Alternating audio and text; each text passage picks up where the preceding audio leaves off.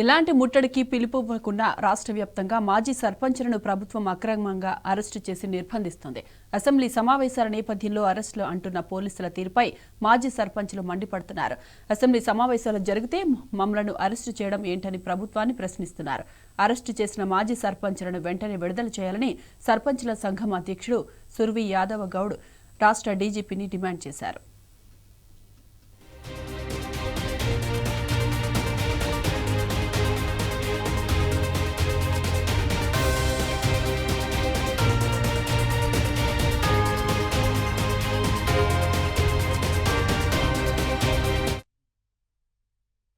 రాష్ట్రంలో ఉన్న తాజా మాజీ సర్పంచ్లను అరెస్టు చేస్తున్నారు. తెలంగాణ సర్పంచ్ల సంఘం జాయింట్ యాక్షన్ కమిటీ నుంచి ఈరోజు ఎలాంటి పిలుపునివ్వలేదు, ఎలాంటి కార్యక్రమాలు లేవు.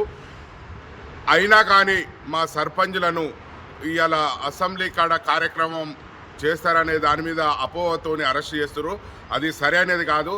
ఎలాంటి కార్యక్రమం లేదు.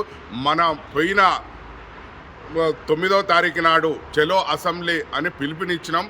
అప్పుడు మాకు ప్రభుత్వం కూడా ఈ సానుకూలంగా స్పందించి ఈరోజు పొన్నం ప్రభాకర్ అన్న గారు కూడా లెటర్ ఇచ్చి మేము అసెంబ్లీలో మేము సబ్ కమిటీ నుంచి వెళ్ళి మీ సమస్య కూడా లేవనెత్తి పరిష్కారం చూపిస్తున్నాడు. అందుకే మేము ఎలాంటి కార్యక్రమాలు లేవు. అయినా కానీ మమ్మల్ని అరెస్ట్ చేస్తున్నారు. సర్పంచ్లను అరెస్ట్ చేయడం సరైంది కాదు. అరెస్ట్ చేసిన సర్పంచ్లను బేషత్తుగా అందరినీ రిలీజ్ చేయాలని తెలంగాణ డీసీపీ గారిని కోరడం జరుగుతుంది.